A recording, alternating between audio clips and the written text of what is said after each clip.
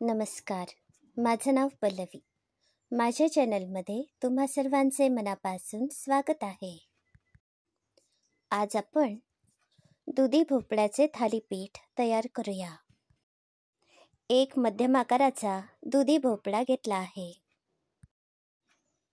हा दुधी भोपळा स्वच्छ धुवून किसून घेतला आहे. या दुधी भोपळ्यामधील बिया अगदी कोवळ्या होत्या, त्यामुळे किसताना मी या बाजूला काढलेल्या नाही आहेत.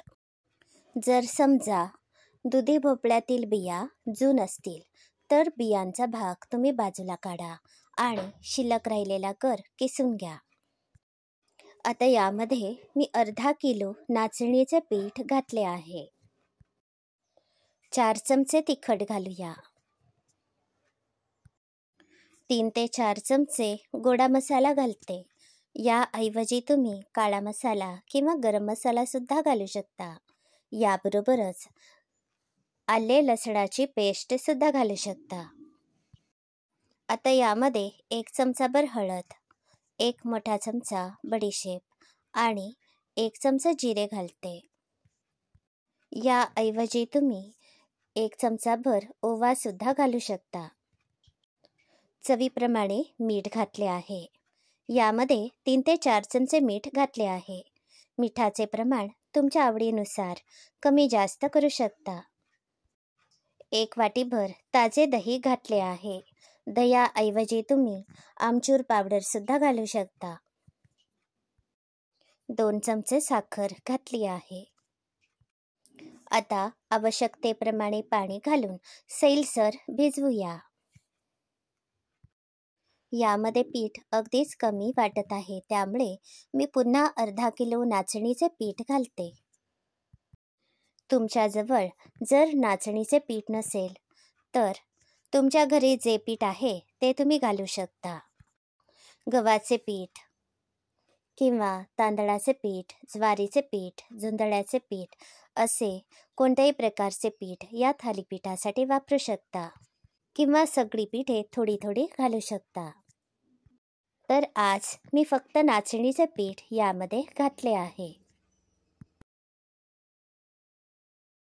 हे बघा, हे पीठ मी याप्रमाणे सैलसर असे भिजवून घेतले आहे. थालीपीठ थापण्यासाठी मी केळीची पाने घेणार आहे.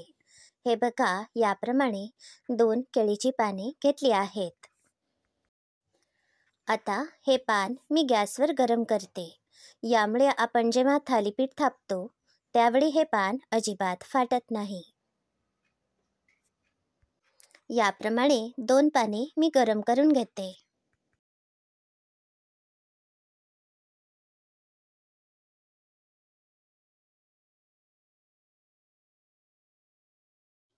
केळीच्या पानाची मागील बाजू गुळगुळीत असते, त्यामुळे आपण या केळीच्या मागच्या बाजूवरच थालीपीठ थापणार आहोत. गॅसवर जाडबुडाचा तवा तापण्यासाठी ठेवला आहे.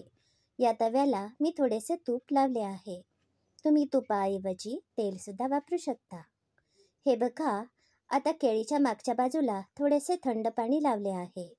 आता आपण या पद्धतीने थालीपीठ थापूया. या केळीच्या पानाला थोडेसे थंड पाणी लावून घेतल्यामुळे थालीपीठ पानाला अजिबात चिकटत नाही. आता तवा चांगला कडकडीत तापला आहे. आपण हे पान यावर उपडे घालूया. 10 ते 15 सेकंदानंतर आपण हे पान अलगद काढू शकतो. आपण हे वापरलेले पान पुन्हा पुन्हा उपयोग करू शकतो, पण प्रत्येक वेळी या पानाला थंड पाणी लावून घ्यायचे आहे आणि यानंतरच थालीपीठ थापायचे आहे. तव्यावरील थालीपीठाला थोडेसे तूप घालून झाकण ठेवले आहे. थालीपीठाला एक वाफ देऊया. हे बघा, मगाशी वापरलेलेच पान मी पुन्हा वापरत आहे. या पानाला थोडेसे थंड पाणी लावले आहे आणि मगाशी दाखविल्याप्रमाणेच थालीपीठ थापूया. सगळी थालीपीठे या पद्धतीनेच तयार करूया.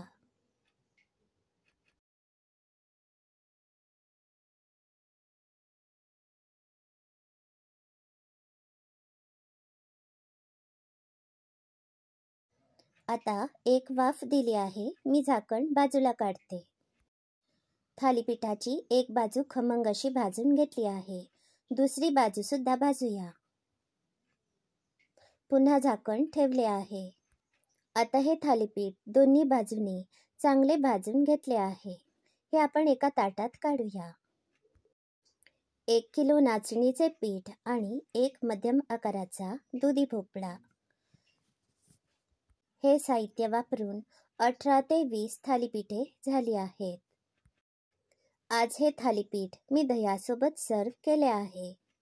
हे थालीपीठ चवीला मस्तच लागते. ही थालीपीठे मी सकाळच्या नाश्त्यासाठी तयार केली आहेत. तुम्हाला आजची रेसिपी कशी वाटली याचा अभिप्राय जरूर कळवा. अशाच सहज सोप्या रेसिपी बघण्यासाठी माझ्या चॅनलला नक्की सबस्क्राईब करा, शेअर करा. धन्यवाद.